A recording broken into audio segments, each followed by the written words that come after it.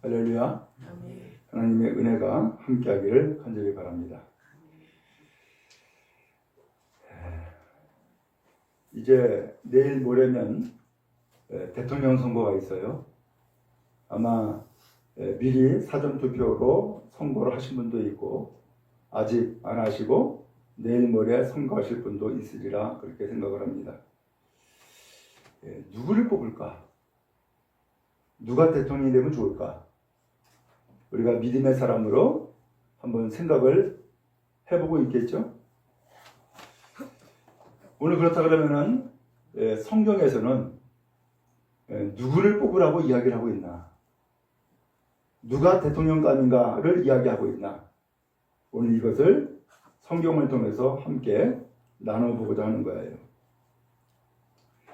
예수님의 제자가 12명이에요. 그런데 어느 날 제자 가운데 한 명인 가룟 유다가 예수를 팔아먹어요. 왜 팔아먹었느냐? 여러 번 말씀을 드렸지만 이유는 내 뜻이랑 안 맞아서 그래요. 가룟 유다는 무슨 생각으로 예수님 제자가 됐느냐 하면은 예수님이 이 세상에 권력을 잡을 줄 알았어요. 그래서 예수님께 자기의 인생을 올인한 거예요. 제자가 됐어요.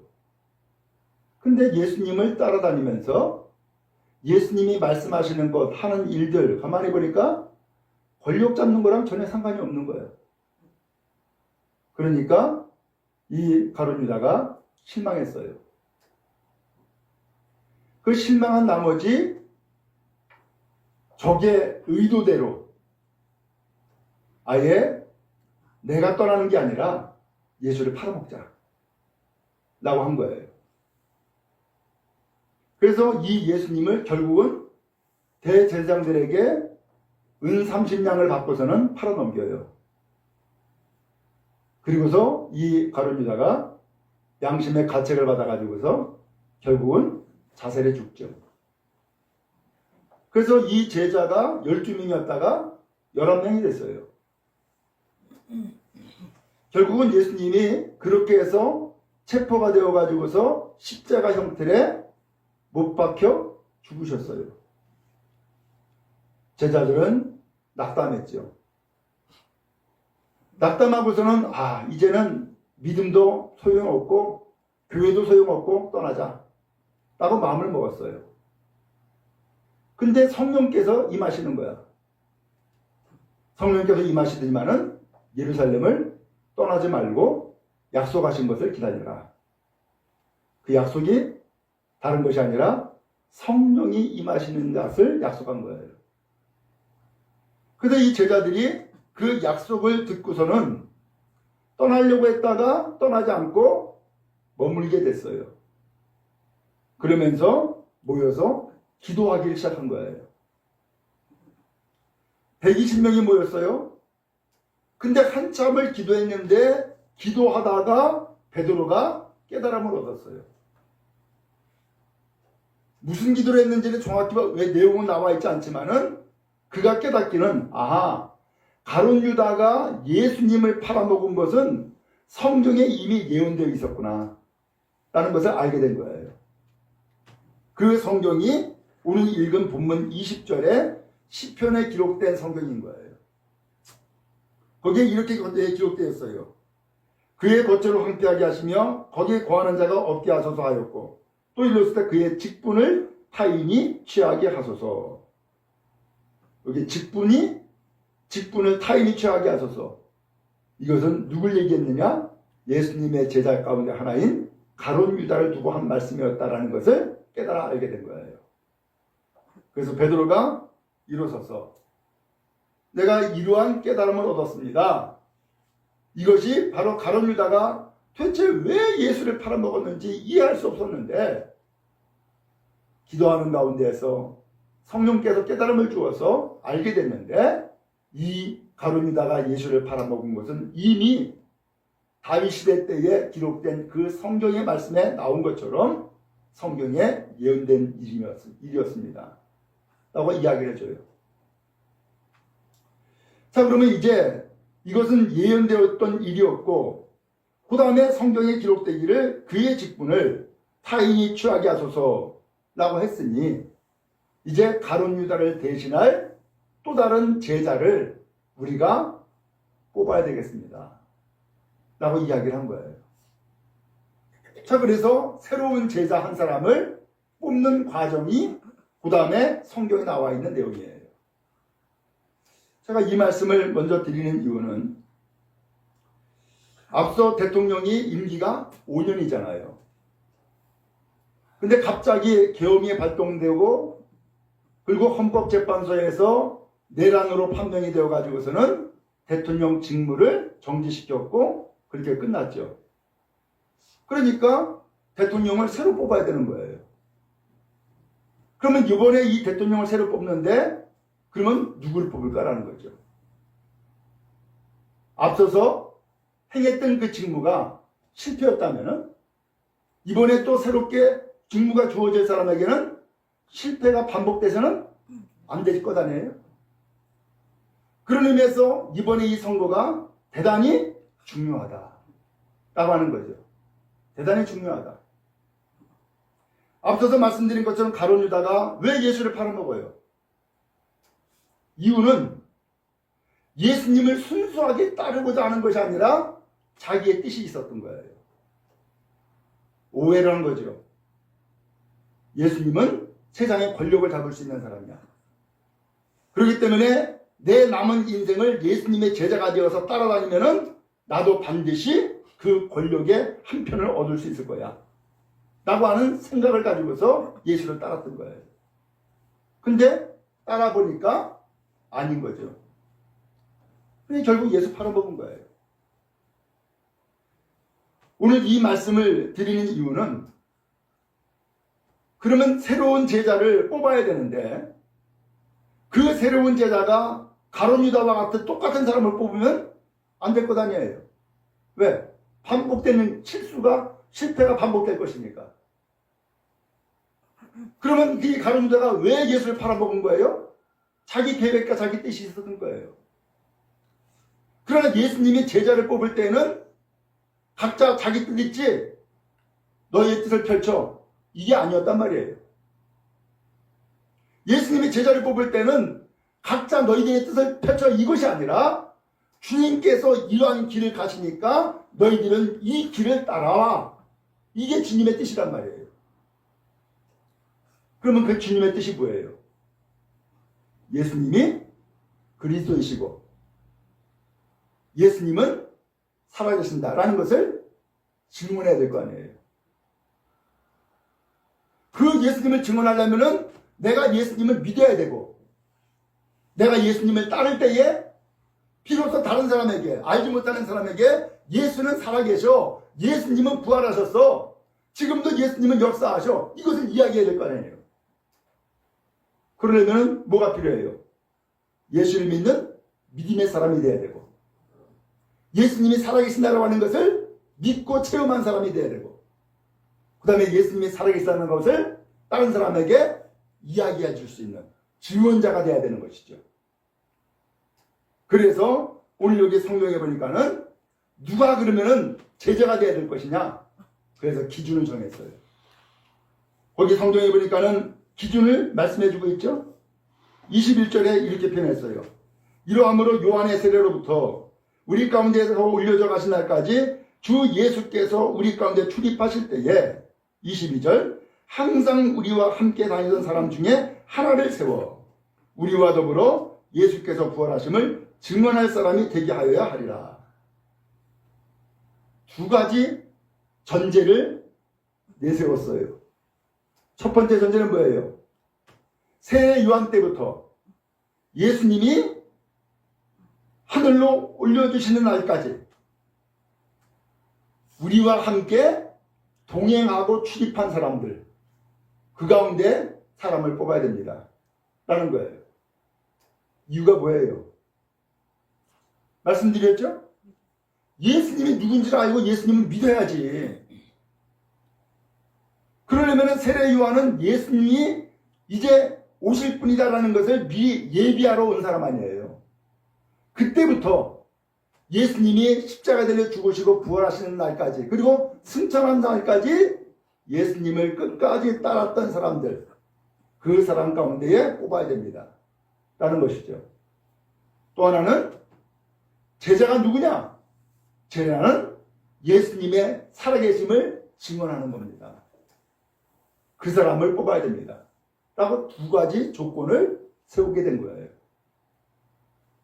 자, 그러면 오늘 여러분, 이제 새로운 대통령을 뽑는데 이 말씀과 더불어서 연결한다 그러면은 조건이 뭐예요? 누구를 뽑아야 되겠어요? 대한민국 국민이겠죠? 법에 나와 있는 대로 자격이 있겠죠? 나이라든가 이런 거 자격이 있죠? 그러면서 특별히 대통령이라고 하는 이 직무가 무엇인지를 알아야 돼요. 대통령의 직무가 뭐예요? 권력 잡고 후드리는 거예요? 그렇게 권력 잡고 후드리는 것이라고 생각을 하니까는 자기 마음대로 하는 거예요. 대통령은 그런 직분은 아니에요. 대통령은 나라의 안정을 지키는 거예요. 특별히 국민들의 생명을 지켜주고 보호하는 거예요. 이게 대통령의 직무예요. 헌법 제1조에 나와 있는데, 헌법 1조면은 헌법은 우리 대한민국 법의 최상위에 있는 아주 중요한 법이죠. 거기 1조는 더군다나 그 모든 법 가운데 가장 중요한 거예요. 거기 뭐라고 돼 있어요? 대한민국은 민주공화국이다. 주권은 국민에게 있고 모든 권력은 국민으로부터 나온다. 이렇게 돼 있어요. 대한민국은 민주공화국이다.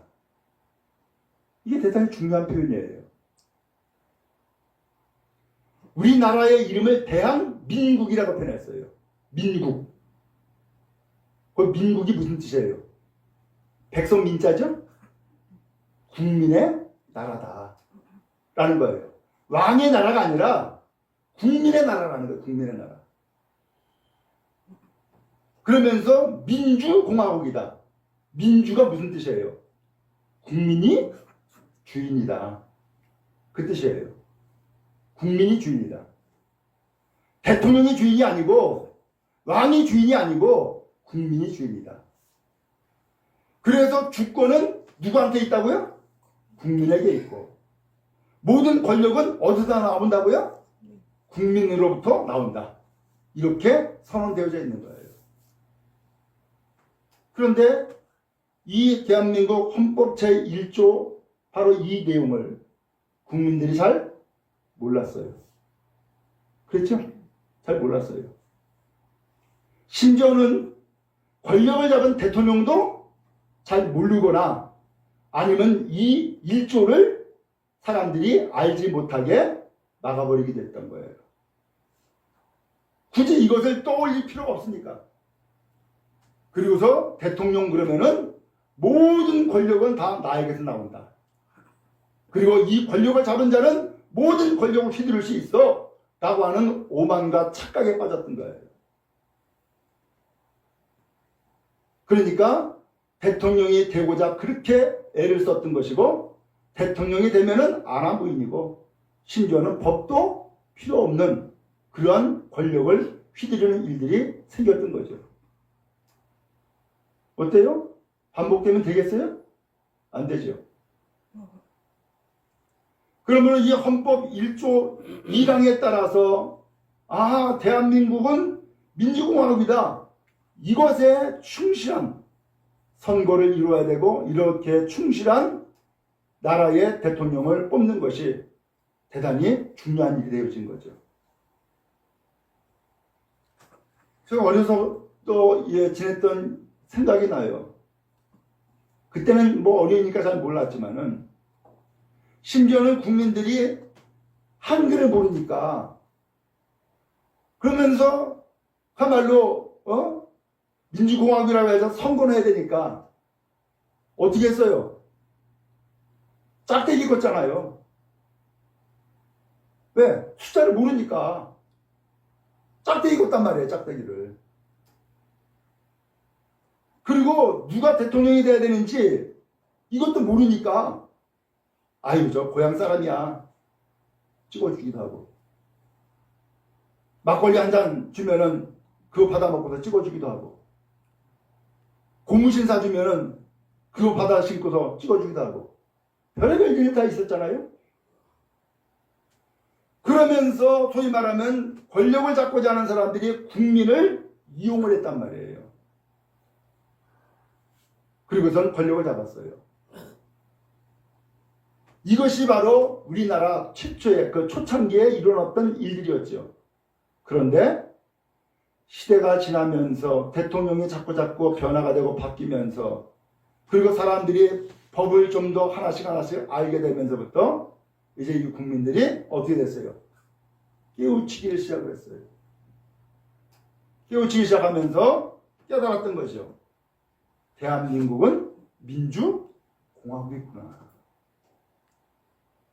대한민국이라는 이 뜻이, 민주공화국이라는 이 뜻이 이런 의미가 있구나 라고 하는 것을 깨달아 알게 된 거예요.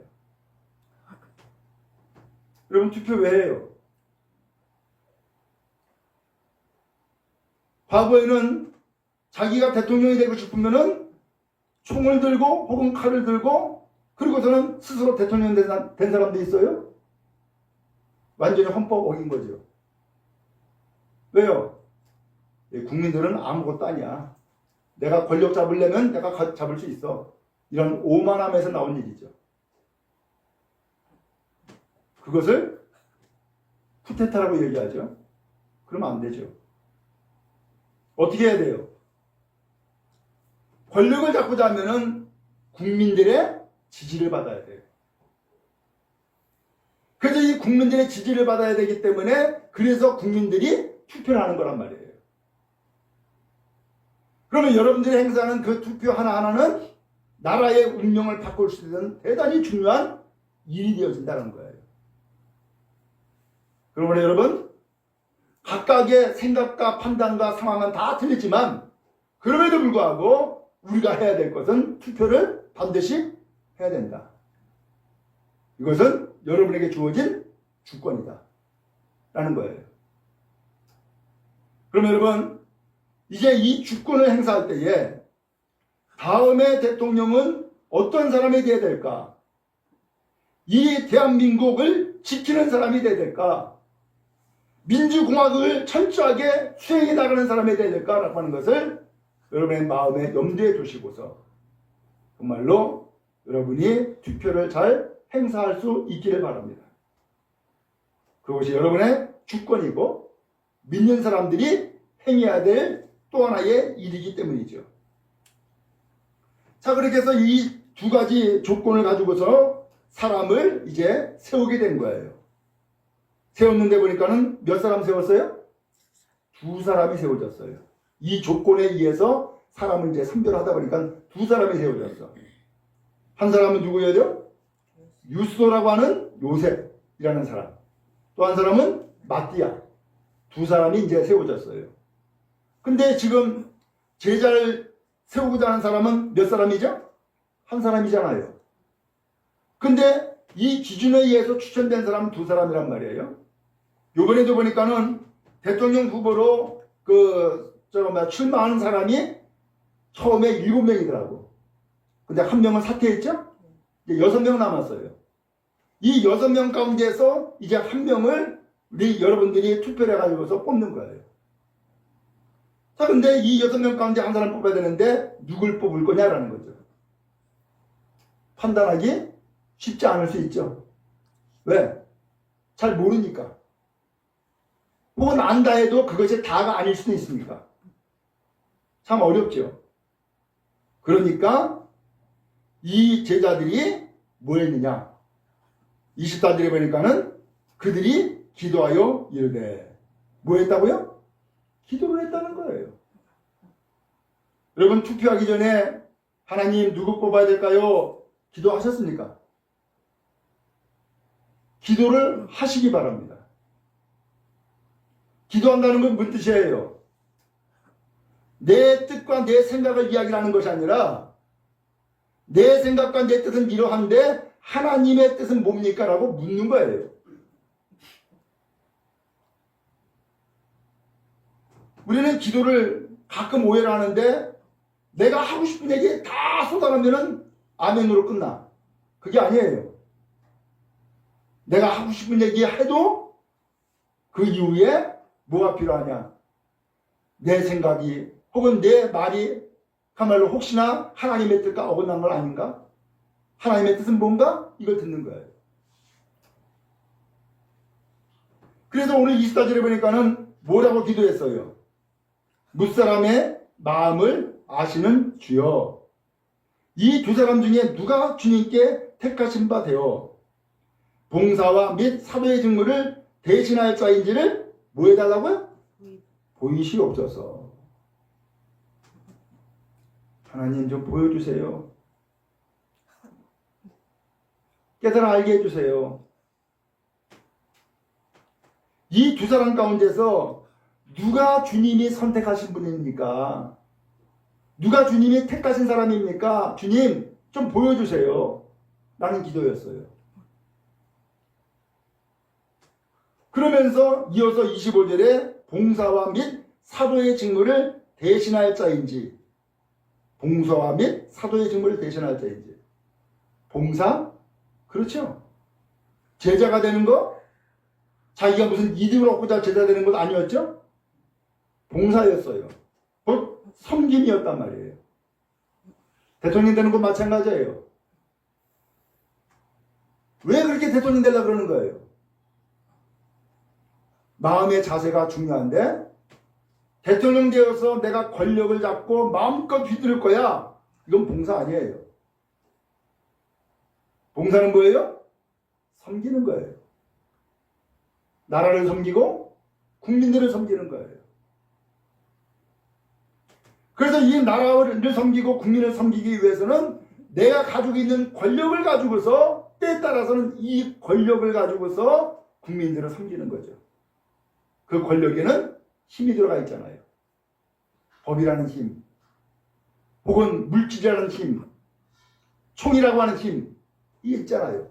이것 가지고서 나라 지키고 이것 가지고서 국민들 지키는 거예요. 그러면서 사도의 직무를 대신할 자인지 보이시옵소서. 사도의 직무가 뭐예요? 예수님은 살아계시다 라고 하는 것을 전해주는 거죠. 오늘 우리는 사실 잘 모르죠. 과연 저 사람이 말하는 것이 다 진실인지, 저 사람이 정말로 이 나라를 어떻게 이끌어갈지 정말로 계획을 제대로 가지고 있는 것인지, 또 함께 일할 수 있는 그 참모들, 국무위원들이 전부 다 정말로 제대로 된 사람인지 모르죠. 그러니까 오늘 이 제자들은 두 사람을 뽑아놓고서는 기도했던 거예요. 기도는 우리가 잘 알지 못하는 부분, 그러나 하나님은 모든 것을 다 아시기 때문에 과연 하나님이 누구를 택했는지 알고자 하나님 앞에 기도했던 거예요. 그리고서는 세 번째로는 26절에 뭐 했어요? 제비를 뽑았다 라고 표현하고 있어요. 제비를 뽑았다. 여러분 제비 뽑아봤습니까? 제비 뽑아봤죠? 그죠? 우리 교회도 가끔 연말에 행사할 때에 번호 막 뽑잖아요. 뭐가 될지 모르죠? 그죠? 아, 나는 저거 갖고 싶은데 내 생각과 뜻은 거기 있어도 돼요, 안 돼요? 내 마음대로 되는 게 아니죠. 어떤 사람은 전혀 나는 생각지도 않았는데 제비 뽑아가지고 되는 경우도 있죠. 그럼 도대체 아니 두 사람 세워놓고 추천받아 세워놓고 두 사람 놓고 그 다음에 기도하고 그 다음에 제비를 뽑았어요. 제비를 왜 뽑는 거예요? 제비 뽑는 이유는 뭐예요? 제비 뽑는 이유는 하나님 누가 선택받은 사람입니까? 라는 것을 기도했지만 그것을 잘 모르니까 누구를 뽑았지만 선택됐는지 모르니까 제비 뽑는다는 것은 하나님께 맡긴다는 뜻이에요. 내가 결정하는 것이 아니고 내가 결정하는 것이 아니니까 하나님께 맡긴다는 뜻이에요. 그래서 제비를 뽑았어요. 누가 됐어요? 마띠아라는 사람이 되었어요. 그래서 이 사람이 가룟 유다를 대신해서 제자가 됨으로써 사도의 직무를 감당하는 제자가 되었다라고 성경이 말씀해주고 있는 거예요. 우리 여러분, 그런 의미에서 누가 대통령이 될지 알아요, 몰라요? 우리 몰라요. 우린 몰라요. 그렇기 때문에 기도해야 되고, 그렇기 때문에 우리가 투표에 참여하는 거예요. 투표에 참여하는 것은 마치 제비 뽑는 것과 똑같아요. 그래서 우리가 사람이 투표를 하지만 그 모든 결정은 누가 하신다? 하나님이 하신다. 라고 하는 거예요. 그러므로 우리의 투표가 내 생각과 내 뜻만 가지고서 투표하는 것이 아니라 하나님이 누구를 선택하셨을까? 하나님이 누구를 세우길 기뻐할까라는 것을 기도하고 여러분 투표함으로써 하나님이 제비 뽑아 세운 마띠아와 같이 주의 직무를 선하게 감당하는 주의 일꾼 세워져야 할 줄로 믿습니다. 아멘. 바랍니다. 나라의 운명이 대단히 중요해요. 왜냐하면 우리는 이 나라에서 살고 있기 때문에 그 나라의 대통령으로부터 주어지는 어떤 판단과 결정과 정책들이 우리들에게 직접적인 영향을 받게 돼요. 그러므로 누가 대통령이 되느냐라는 것이 너무나 중요하단 말이죠. 그런 의미에서 누구한테 이 나라를 맡길 것인가? 여러분 기도하고 투표에 나갈 수 있기를 바랍니다. 아멘.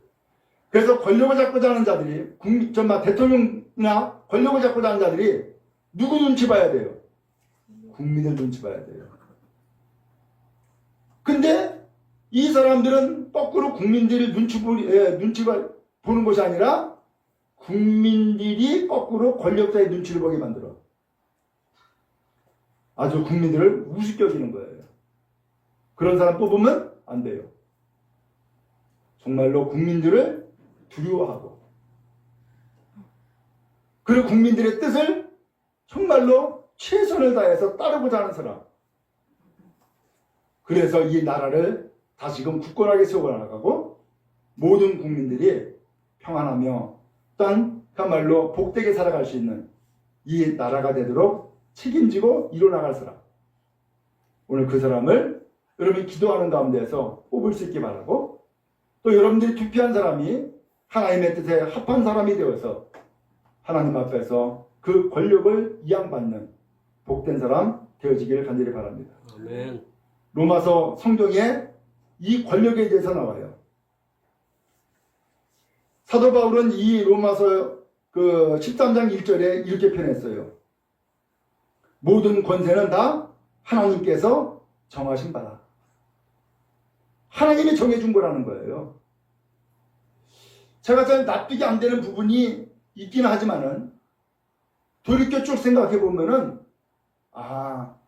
이 시대에는 이 사람이 필요하니까 하나님이 이 사람을 세운 거구나. 저 시대에는 또 저 사람을 통하여서 모든 국민들을 깨우쳐주고 또 각성시켰구나. 라고 하는 것을 느끼거나 생각할 수 있었어요. 그래요. 하나님은 세상을 창조하셨고요. 지금도 다스리시고 역사하시는 하나님이세요.